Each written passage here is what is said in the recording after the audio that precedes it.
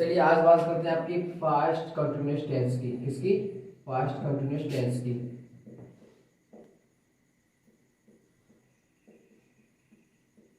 Past continuous tense यानी कि लगातार भूतकाल। लगातार भूतकाल। अब ये समझते हैं कि जो लगातार भूतकाल है हमारा, जो क्या है पास्ट कंटिन्यूअस टेंस है, वो क्या होता है?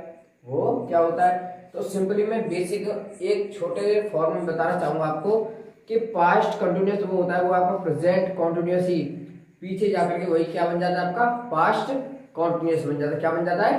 पास्ट कंटिन्यूअस बन जाता है। जो आपका प्रेजेंट में प्रेजेंट कंटिन्यूअस था, प्रेजेंट कंटिन्यूअस होता है, वो वही बस पीछे जाके किसमें बदल जाता है? पास्ट कंटिन्यूअस टेंस में।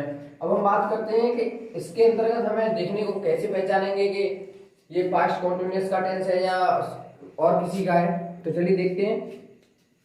यानी कि इसमें फर्स्ट देखते हैं हम कि क्या आएगा। Action in progress. Action in progress.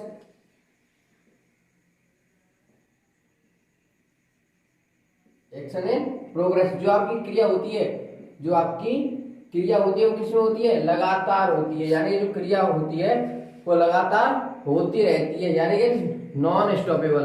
यानी कि लगातार एक ही कार्य को किए जाना, यानी कि लगातार वही कार्य हो रहा है। इसका मतलब होता है वो एक्शन किसमें है? जो आपकी जो क्रिया है वो किसमें है? प्रोग्रेस में है, यानी कि लगातार में है। अब आपके यूपी बोर्ड के अकॉर्डिंग क्या होता है? यूपी बोर्ड के अकॉर्डिंग होता है आपका रहा था, रही थी, रहे थे।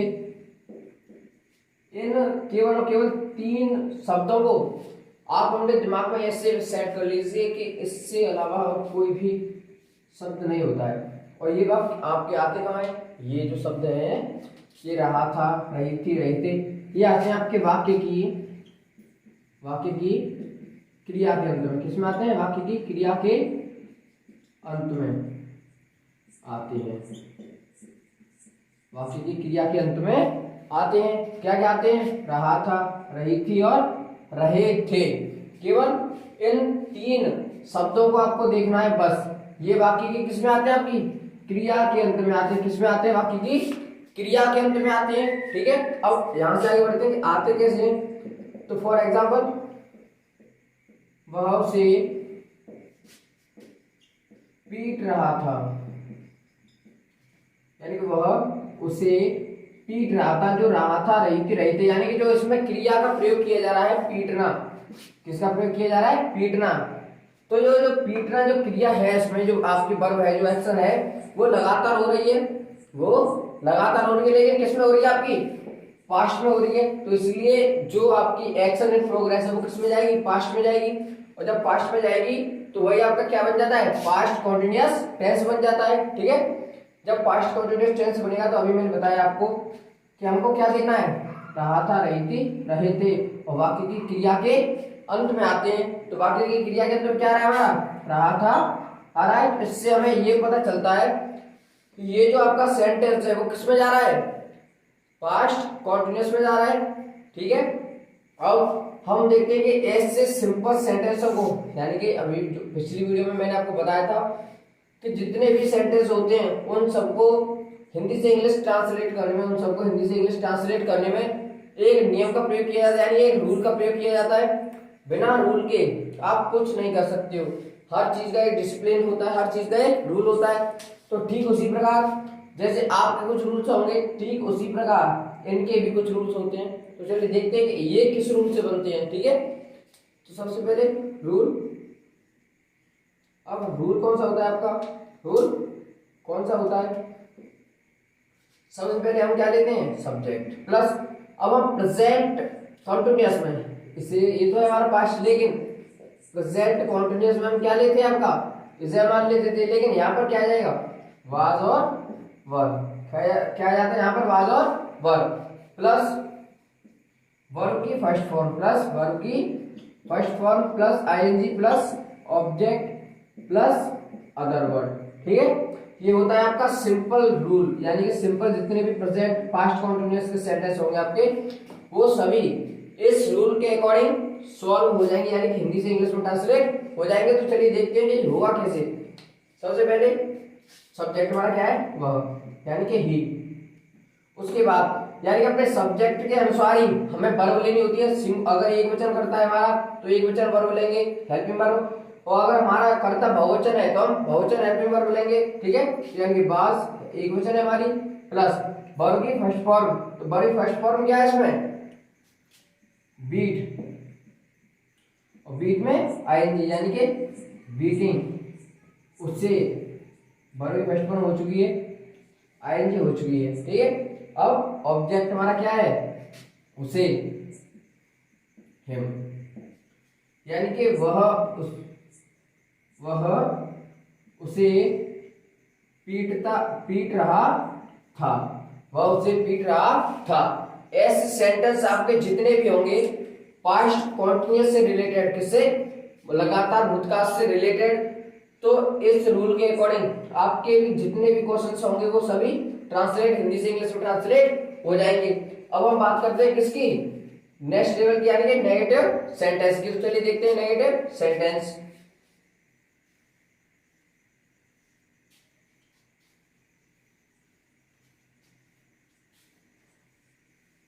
क्या देखते हैं हम आपका नेगेटिव सेंटेंस।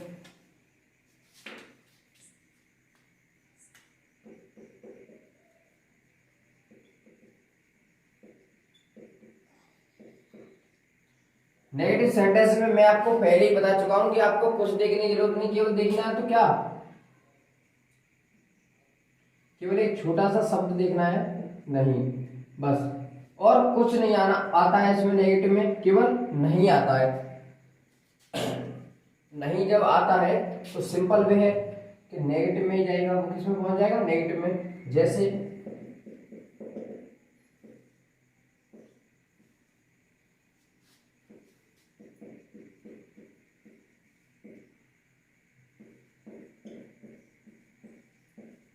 यानी कि वे खाना नहीं दे रहे थे, वे खाना नहीं दे रहे थे।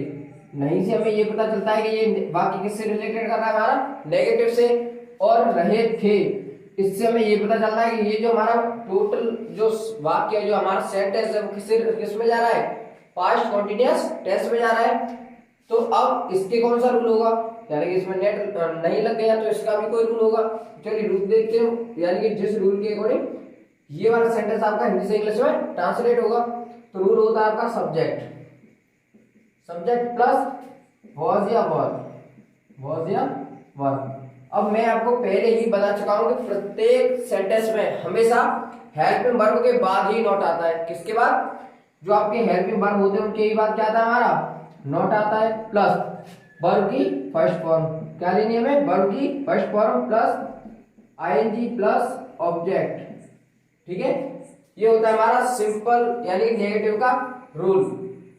सबसे सिंपल रूल है, केवल इसमें क्या हमको जोड़ना है, इसमें क्या हमको ऐड करना है, केवल नॉट। चलिए देखते हैं कि इस वाले रूल से हमारा ये वाला जो सेंटेंस है वो हिंदी से इंग्लिश में ट्रांसलेट होगा या नहीं। तो सिंपल वे है कि जब हमारा रूल है हमारे पास तो हम आसानी से इस सेंटेंस को हिंदी से इंग्लिश में ट्रांसलेट कर पाएंगे। तो देखते करके, सब्जेक्ट हमारा क्या, दे।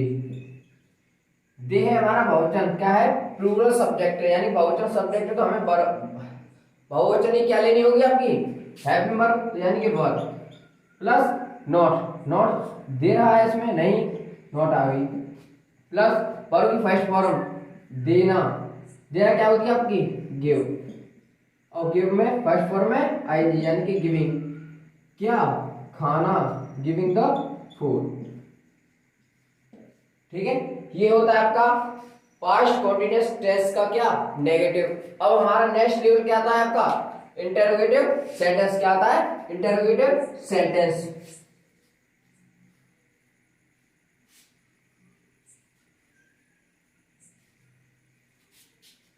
चलिए देखते हैं हम आपका क्या देखते हैं हम, इंटरोगेटिव सेंटेंस।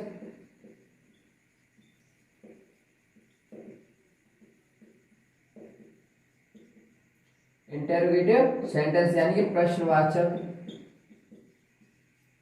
वाक्य। क्या है, प्रश्नवाचक वाक्य। अब प्रश्नवाचक क्या वाक्य होते हैं तो मैं आपको सिंपल में बता चुका हूँ कि केवल अगर इंटरोगेटिव हो यानी सिंपल इंटरोगेटिव हो तो उसमें आपको ये शब्द देखना है जो वाक्य में कहाँ आता है, सबसे पहले आता है। कहाँ आता है, सबसे पहले। तो आता कैसे है, फॉर एग्जाम्पल, क्या तुम कल अपने गांव जा रहे थे, क्या तुम कल अपने गांव जा रहे थे। अब इस क्या शब्द से तो हमें तो ये पता चलता है कि ये जो हमारा सेंटेंस है वो किससे रिलेटेड कर रहा है, इंटरोगेटिव से। और इस रहे थे, इससे हमें ये पता चलता है कि ये जो हमारा टोटल सेंटेंस है वो कहाँ जा रहा है, हमारा पास्ट कॉन्टिन्यूअस से रिलेटेड कर रहा है। ठीक है, तो अब इसका रूल देखते हैं कि ये किस रूल के अकॉर्डिंग हिंदी से इंग्लिश में ट्रांसलेट होगा। तो सबसे पहले मैं आपको बता चुका हूं कि जब आपका क्या शब्द पहले आता है, जब आपका क्या शब्द वाक्य में सबसे पहले आता है तो हम क्या लिखते हैं, सबसे पहले अपनी हेल्पिंग वर्ब क्या लिखते हैं, अपनी हेल्पिंग वर्ब लेते हैं प्लस, उसके बाद हम लेते हैं अपना सब्जेक्ट, क्या लेते हैं, सब्जेक्ट प्लस। अगर वाक्य में नॉट आए तो हम नॉट लेते हैं, और नहीं आए तो कोई प्रॉब्लम नहीं है तो हम नहीं लेते हैं, प्लस। उसके बाद वर्ब की first form plus ING plus object plus question mark चिन्ह। अब देखते हैं कि ये है हमारे पास रूल। अब तो हमें रूल भी प्राप्त हो गए, यानी रूल भी मिल गया हमें। अब इस रूल से हम इस बार सेंटेंस को हिंदी से इंग्लिश में ट्रांसलेट करेंगे। तो देखते हैं सबसे पहले हमारा क्या शब्द आ रहा है।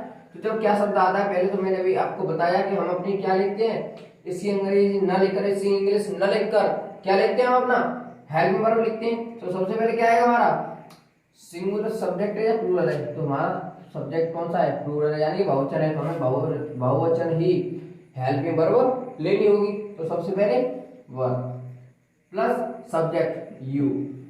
अब नॉट आ रहा है, इसमें नहीं आ रहा है, अब नहीं आ रहा है छोड़ो, क्या आ रहा है, वर्ब यानी कि जाना, गो। और गो में यानी वर्ब फर्स्ट फॉर्म में प्लस आईएनजी यानी कि गोइंग, कहाँ, अपने गांव, गोइंग टू योर विलेज, कल यानी कि यस्टरडे। ठीक है, और लास्ट में हमारा क्या बचा, क्वेश्चन मार्क चिन्ह। क्या बचा हमारा, क्वेश्चन मार्क चिन्ह बचा। अब वो भी हमने लगा दिया। तो ये होता है आपका पास्ट कॉन्टिन्यूअस टेंस का क्या, इंटरोगेटिव सेंटेंस यानी कि प्रश्नवाचक वाक्य। इस रूल के अकॉर्डिंग, किसके, इस रूल के अकॉर्डिंग आप जितने भी जो पास्ट कॉन्टिन्यूअस इंटरोगेटिव से रिलेटेड क्वेश्चन आएंगे उनको बड़े ही आसानी से आप हिंदी से इंग्लिश में ट्रांसलेट कर पाओगे। अब हम नेक्स्ट देखते हैं आपका क्या, डबल इंटरोगेटिव सेंटेंस। क्या देखते हैं हम आपका, डबल इंटरोगेटिव सेंटेंस। तो चलिए देखते हैं डबल इंटरोगेटिव सेंटेंस भी कैसा होता है।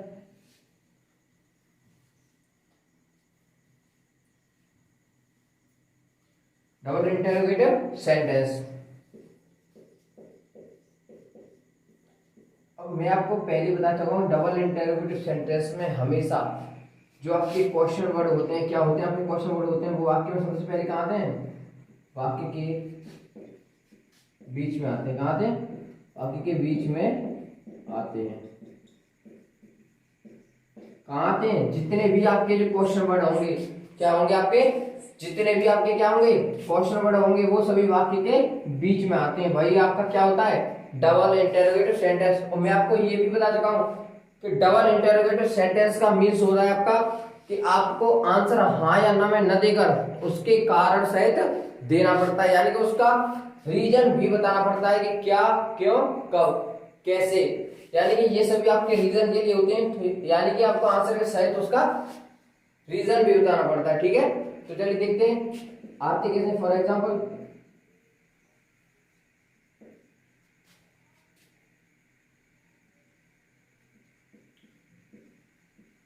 वे कल कहाँ जा रहे थे, वे कल कहाँ जा रहे थे। तो ये है हमारा कहाँ, कहाँ इसमें दे रखा है बाकी के बीच में, यानी कि क्वेश्चन वर्ड है। तो इससे हमें ये पता चलता है कि ये जो कहाँ आ रहा है वो कहाँ से रिलेटेड कर रहा है, हमारा डबल इंटरोगेटिव सेंटेंस से। और रहे थे। इससे हमें ये पता चलता है कि ये जो हमारा टोटल सेंटेंस है, जो हमारा वाक्य है हमारे पास अभी, वो किससे रिलेटेड है, हमारा पास्ट कॉन्टिन्यूअस टेंस से। अब इसका रूल देखते हैं कि ये ऐसे अगर सेंटेंस आ जाते हैं तो ऐसे सेंटेंस को हम हिंदी से इंग्लिश में ट्रांसलेट कैसे करते हैं। तो चलिए देखते हैं रूल कौन सा होता है इसके लिए। यानी सबसे पहले कि अगर वाक्य में कहाँ मतलब क्वेश्चन वर्ड आए आपके, कोई सा भी क्वेश्चन वर्ड हो, तो सबसे पहले उसी की इंग्लिश लिखते हैं। क्या लिखते हैं हम, सबसे पहले उसी की इंग्लिश लिखते हैं प्लस उसके बाद हम अपनी क्या लेते हैं, हेल्पिंग वर्ब लेते हैं। हेल्पिंग वर्ब लेने के बाद अब हम अपना क्या लेते हैं, सब्जेक्ट। क्या लेते हैं हम अपना, सब्जेक्ट प्लस सब्जेक्ट के बाद जस्ट बाद अगर नॉट आए वाक्य में, अगर आपके वाक्य में नॉट आए तो नॉट लेंगे, और नहीं आए तो कोई जरूरत नहीं है। प्लस वर्ब की first form plus ING plus object plus आपका क्वेश्चन मार्क चिन्ह। ये है हमारे पास रूल। यानी कि इसे हिंदी से इंग्लिश में ट्रांसलेट करने के लिए, यानी डबल इंटरोगेटिव सेंटेंस के ये जो छोटे छोटे या बड़े बड़े भी सेंटेंस दे रखे हो, या आपके जो वाक्य शब्द दे रखे हो या वाक्य दे रखे हो, तो इस रूल के अकॉर्डिंग वे सभी हिंदी से इंग्लिश में ट्रांसलेट आसानी से किए जा सकते हैं। ठीक है, तो चलिए देखते हैं। सबसे पहले इसे ही ट्रांसलेट करते हैं। आपका हमारा कहाँ शब्द जो क्वेश्चन वर्ड है वो वाक्य में बीच में आ रहा है, तो इससे सबसे पहले हम किसकी अंग्रेजी लेंगे, कहाँ की लेंगे, यानी कि वेयर प्लस हमारा कर्ता के हिसाब से, जो हमारा कर्ता है वो एक होता है बहुवचन, तो बहुवचन हमारा कर्ता है यानी कि दे, तो हमको बहुवचन ही वर्ब लेनी चाहिए, यानी कि वर्ब प्लस सबसे पहले हमें क्या लेनी है, उसके बाद आपके क्वेश्चन वर्ड के बाद हमें क्या लेना है, आपकी हेल्पिंग वर्ब सब्जेक्ट के अनुसार। तो हमारा सब्जेक्ट है दे, तो यानी कि बहुवचन ही हमारी वर्ब होनी चाहिए। बहुवचन हमारा क्या होना चाहिए, आपका सब्जेक्ट वर्ब प्लस दे, यानी कि आपका सब्जेक्ट क्या है, हमारा सब्जेक्ट दे प्लस इसमें नॉट तो कहीं दे नहीं लिखा है, नॉट तो नहीं है इसमें, प्लस उसके बाद वर्ब फर्स्ट फॉर्म जाना यानी कि गो प्लस आईएनजी। और कहाँ, ये तो प्रेस ही दे रखा है, तो सिंपल सी बात है ऑब्जेक्ट नहीं है, तो हमारा क्या बचा, हमारा अदर वर्ड यानी कि यस्टरडे क्वेश्चन मार्क चिन्ह। तो ऐसे सेंटेंस या फिर ऐसे के जैसे, यानी कि कोई भी ऐसे रूप के हो, तो अगर आपके सेंटेंस आए तो इस रूल के अकॉर्डिंग आप उन्हें बड़ी ही आसानी से हिंदी से इंग्लिश में ट्रांसलेट कर सकते हो। तो चलिए अब नेक्स्ट देखते हैं आपका क्या, पास्ट कंटिन्यूअस तो हो गया हमारा। अब हम देखते हैं पास्ट परफेक्ट टेंस। तो चलिए मिलते हैं नेक्स्ट वीडियो में।